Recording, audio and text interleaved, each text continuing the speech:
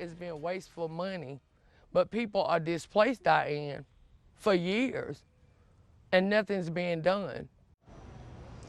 New right now at 5:30, heartbreak for hurricane victims turning to the Troubleshooter, saying a state-run program meant to help them is only leaving them with broken promises, all while spending millions of taxpayer dollars. Thanks for staying with us tonight. I'm Amber Rapinto. And I'm Joel Brown. The whole process taking a toll on the health and mental well-being of so many families, but there is new action tonight. Diane Wilson's here with how lawmakers are now investigating after our stories hit the air. I've had 4 different start dates. My start dates will come and go. Nobody would come. Nobody would show up. They declared. Lavon Merritt is beyond fed up. Nothing has been done, and they're telling me they don't know when anything will be done. This is a Wendell home she grew up in and lived in with her dad until he passed away, waiting for Rebuild NC to follow through on the work they agreed to do. My daddy, some of his last words to me was, please get my house. Please get my house back. But Merritt still not back in her house that suffered great damage during Hurricane Matthew. I had water coming into the front door and out through the house. So much damage, Merritt's dad applied and was approved by Rebuild NC, which is a state-run program backed by federal dollars that rebuilds low-income storm-impacted communities throughout North Carolina. In 2020, Rebuild approved $154,000 for the reconstruction of Merritt's home. In May of 2021, Rebuild brought these storage pods to her property so she could move all of her belongings out of her home. In this document from Rebuild states work would start on the home, but now, more than a year later, a public records request with Rebuild NC shows the only invoice done on Merritt's home since approved in 2020, about $1,800 to remove asbestos. I come over here and I look and I see my house on the verge of just falling in. I want some help. I need some help. I want to be able to help myself, but I want to help so many others. And there are others who need help, like Bernadette Freeman. I haven't had nobody to come here, nothing but phone calls. That since 2019, when Rebuild NC approved her for more than $192,000 worth of work after Hurricane Matthew hit her Fayetteville home. I'm so tired now because if you see the floor, it's separated. A walk through her home and the damage is easy to see. What's that up there? The mold. And it's not just one area of her home, but several. Invisible mold continues to spread. The whole house is deteriorating. She says the constant calls to Rebuild NC don't help. Nobody has called me.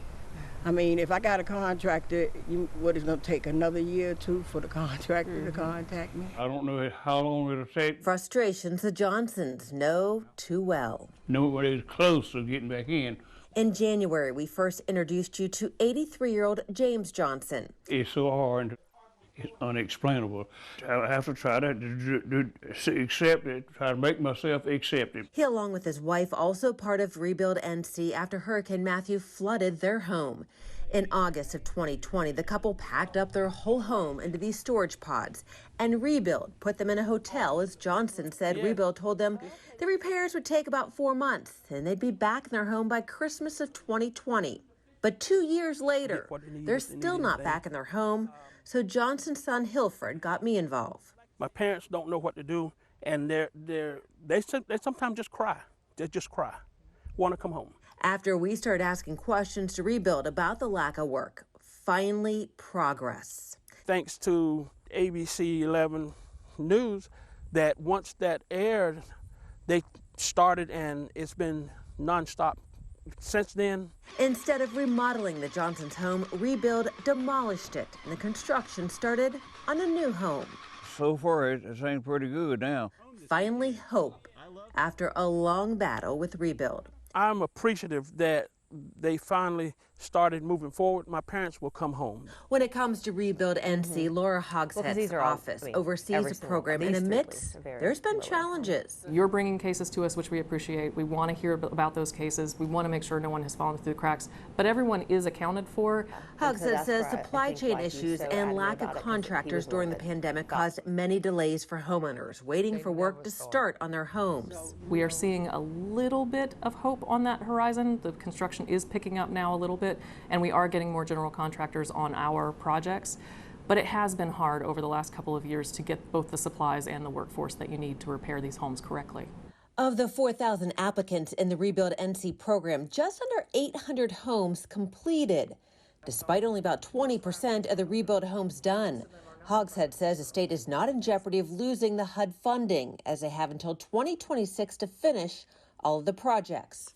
Hogshead admits to breakdowns in communications with homeowners and just took steps to streamline the process by hiring in-house case managers. They've been trained, they are reaching out now. And so even if you've stopped picking up the phone call from your case manager that you've been working with for a couple of years, please pick up that phone call, because you've got a state employee talking to you now who can have a more fulsome conversation about your case. When it comes to those cases we brought to Rebuild's attention, Levon and Bernadette both hearing from Rebuild, but so far, no action on their homes. As for the Johnsons, Hopefully, I'm in hopeful now. by the end of this month, if all goes as planned, Rebuild says the Johnsons' home should be done.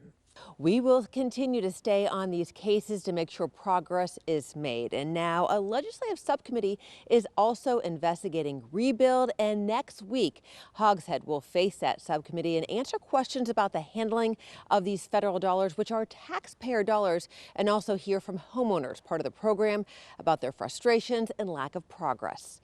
I'm Troubleshooter Diane Wilson, ABC 11 Eyewitness News.